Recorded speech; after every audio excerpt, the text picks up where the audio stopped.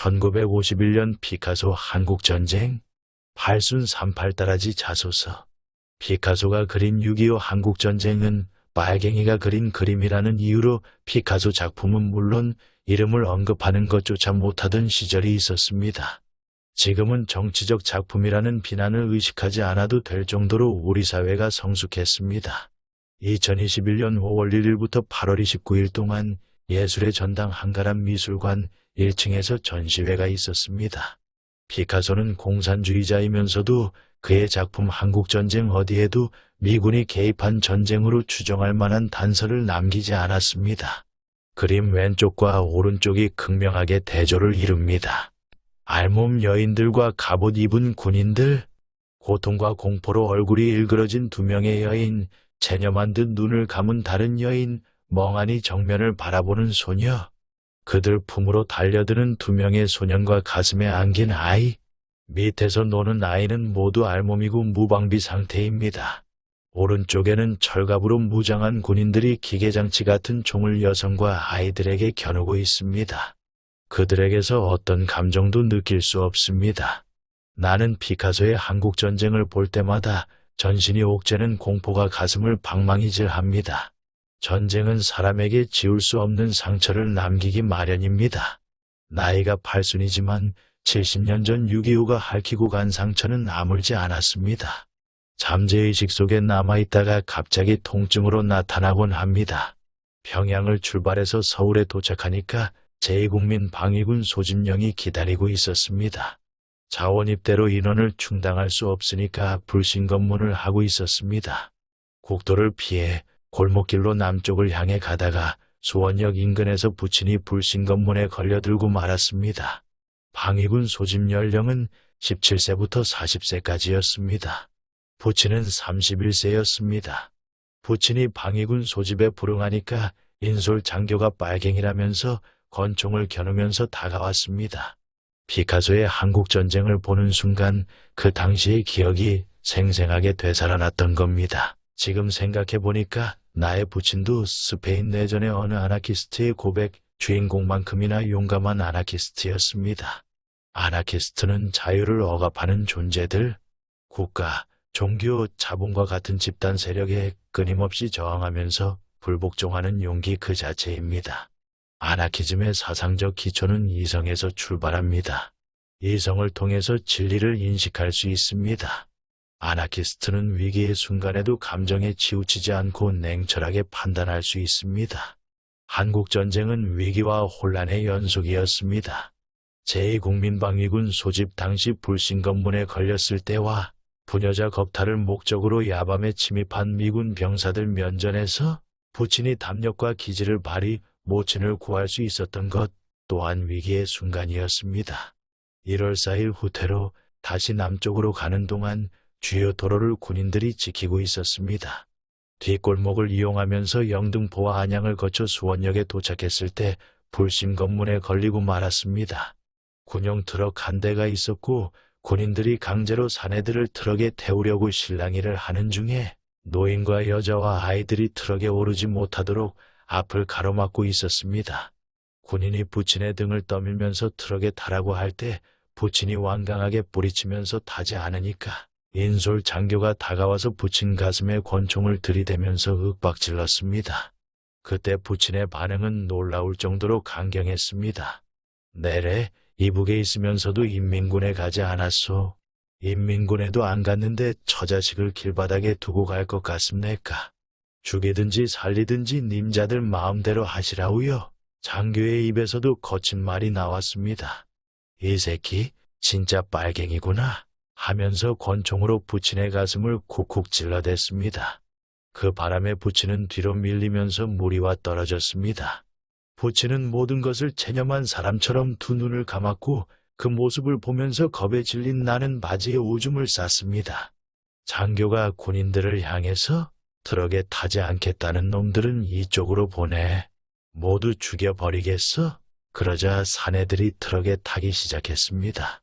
모두 트럭에 탄 것을 확인한 장교가 부친을 한동안 노려보다가 재빨리 트럭 운전석 옆자리에 타고 휑하니 가버렸습니다. 그때서야 다른 가족들이 울부짖기 시작했습니다. 1951년 1월 초순 조치원 시내의 어느 가정집 방 한 칸을 빌려 피난 생활을 시작했습니다. 1월 4일 후퇴로 서울을 포기한 유엔군은 오산과 평택 지점에서 중공군과 치열한 공방전을 벌이고 있었습니다. 6월 중순경 최전선으로 투입된 미군 병사들이 조치원 시가지를 활보하면서 민가에 침입해서 여자들을 겁탈한다는 소문이 나돌고 있었습니다. 부치는 날이 어두워지면 모친 신발부터 챙겼습니다. 머리맡에 두고 만일의 사태에 대비하는 것 같았습니다. 어느 야심한 시각 담을 뛰어넘는 소리가 쿵쿵쿵 3번 들렸습니다. 부치는 재빨리 모친과 옷을 비롯하여 신발을 다락에 밀어넣고 나보고 자는 척하라고 했습니다. 우리가 있는 쪽으로 다가오는 발자국 소리가 들려왔고 방문이 벌컥 열렸을 때 나는 실눈을 뜨고 봤습니다. 흑인 병사 둘, 백인 병사 한 명이 방 안을 두리번거리고 있었습니다. 코를 드르렁거리면서 자는 척 하시던 부친이 몸을 뒤척이면서 이불을 걷어찼습니다. 여자가 없다는 것을 보여주기 위한 동작이었습니다. 나도 돌아 누우면서 자는 척 하다가 하마터면 소리를 지를 뻔했습니다. 다락문이 조금 열려 있었고 열린 틈으로 모친의 발 뒤꿈치가 보이는 것 같았습니다. 갑자기 숨이 막히면서 나도 모르게 벌떡 일어났습니다.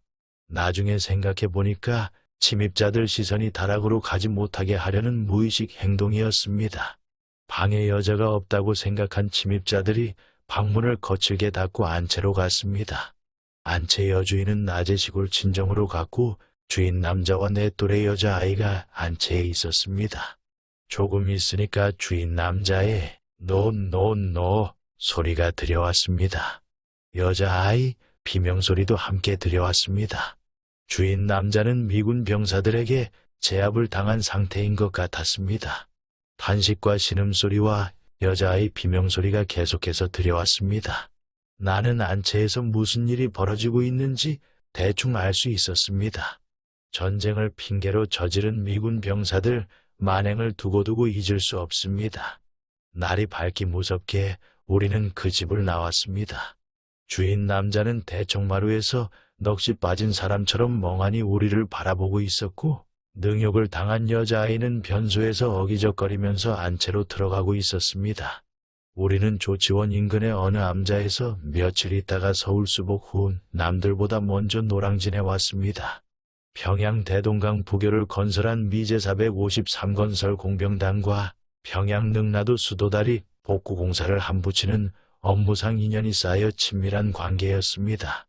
유엔군이 철수할 때 부치는 동평양 선교리에 있다가 그들이 제공한 트럭을 타고 남하하던 중 가족을 버리고 갈 수 없었던 부치는 한강 철교 복구공사에서 만나기로 약속을 하고 헤어졌다고 합니다.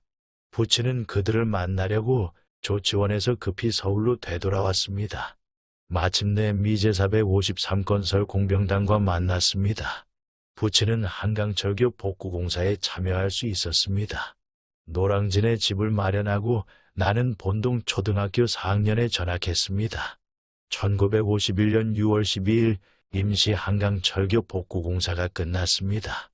귀가한 부치는 미제 453건설 공병단과 미8군 사령관이 참석한 개통식에서 기차를 타고 한강을 건넜다고 자랑했습니다. 나는 인터넷 검색으로 그때의 부친 사진과 자소서에 필요한 여러 장의 사진도 찾아냈습니다. 그 후 인생의 고비마다 사색에 잠기던 나는 시대를 아파하는 작가로 거듭날 수 있었습니다. 역사적 기록물에 가설적 견해를 덧붙인 시나리오도 쓸 수 있게 되었습니다. 가설은 어떤 사실을 설명하거나 이론 체계를 연역할 때 필요합니다. 창의적 가설로부터 이론이 도출되고 관찰이나 실험을 통해서 검증되면 진리가 됩니다. 창의적 가설은 지식을 확대 발전시키는 데 중요한 역할도 합니다. 아나키스트를 화폭에 담은 피카소는 가설입니다. 비록 가설이지만 한국전쟁을 볼 때마다 전신이 옥죄던 공포가 사라졌습니다. 피카소는 알몸의 여인들과 무장한 군인을 어느 쪽에도 치우치지 않게 좌우 대칭 1:1 구도로 그림을 그렸습니다. 임신한 여인들과 아이들이 무장한 군인들에게 말합니다. 누가 이기나 한번 겨루어보자. 그들은 끈질긴 생명력, 억새풀과 같은 존재들이었습니다.